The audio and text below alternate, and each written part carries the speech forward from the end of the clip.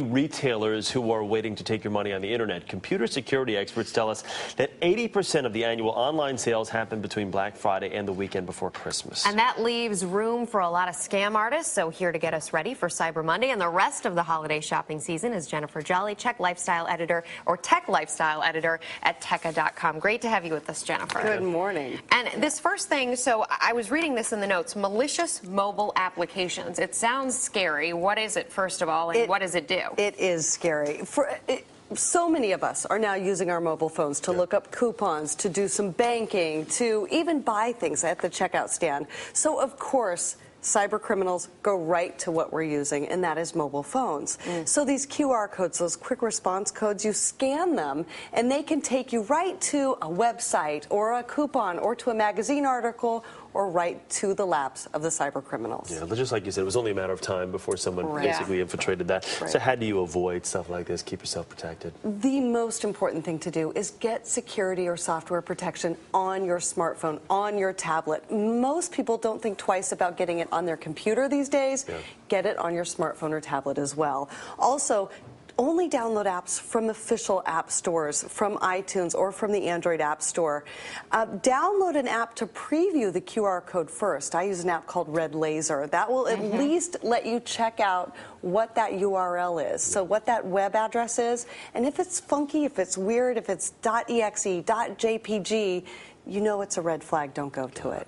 I love Red Laser, by the way. That's a great app. Yeah. One thing, retailers are using more and more social media right now, but you do have these people who prey on you via social media like Facebook and Twitter because they know that the retailers are going that way, so they jump in the act, but it's not legit. We are seeing this every single day. Like this coupon, and you'll get 50% off here, or you'll get 2 free plane tickets.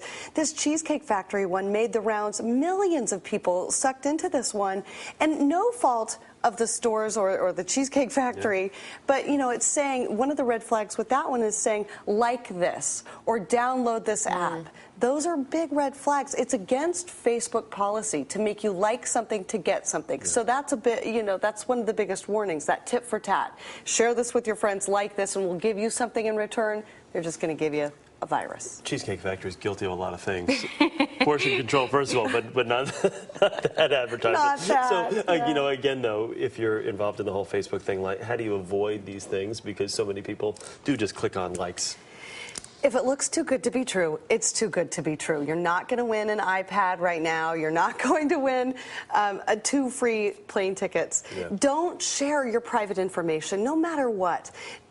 Use the direct link to the company site. So if it takes you off to this other weird site, don't go. Don't go to the dark alleys of the internet. Don't do it. Don't do it. Yeah, I mean, you talk about that with retailers, but banks are getting in on the act, or not banks, but people are pretending to be banks. There's shipping alerts that are fake shipping alerts people should be watching for. You're getting text messages on your smartphone that your account's been compromised. Call this number immediately. You call that number and then they want you to provide your bank account number. Don't do that. And the same thing, UPS, download this packing slip and we'll send you something.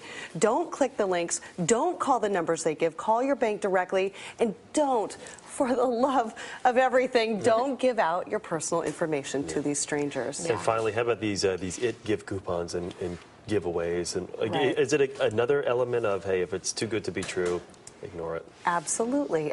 You're not going to get a free iPhone 4S. You're not going to get a free iPad 2. You're just not. It's okay. Get over it. Test and keep an iPad 3.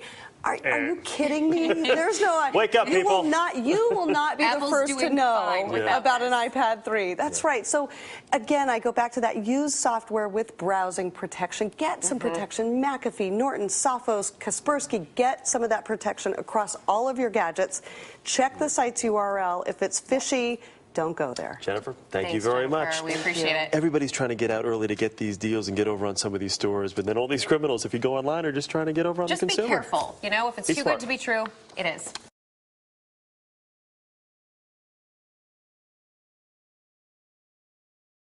There's a new way to watch 60 Minutes on the iPad. See our stories anytime, anywhere. Available in the App Store now. This morning, Secretary of State Hillary Clinton is breaking new diplomatic ground, making an historic visit to Burma, where she'll meet a Nobel Prize-winning peace activist. That Southeast Asian country, also known as Myanmar, has been mostly closed off to the West since the 1960s. Correspondent Wyatt Andrews is traveling with the secretary. The visit is a gamble and the outcome unclear, but Secretary Clinton will be testing if Myanmar is serious about reform. Clinton will meet with some of the same government officials who were in the regime 4 years ago, when mass protests led by Buddhist monks were attacked by the military, with thousands arrested and an unknown number of people killed. Now the regime is civilian, at least in name, and it's asking to rejoin the world community. It has allowed pro-democracy activist Aung San Suu Kyi to register her party for elections, and it was Suu Kyi herself who advised President Obama and Secretary Clinton to view this moment as an opening. After years of darkness, we've seen flickers of progress in these last several weeks. Clinton is bringing a list of what the U.S. hopes Myanmar will do next. But Suu Kyi, in an internet lecture last month, called on the regime to release the hundreds of remaining political prisoners. Unless a country is free from prisoners of conscience, it's not a really free country. Two of the world's most influential women will be discussing if the baby steps taken by Myanmar deserve more of an American response. Wyatt Andrews, CBS News, Naypyidaw, Myanmar.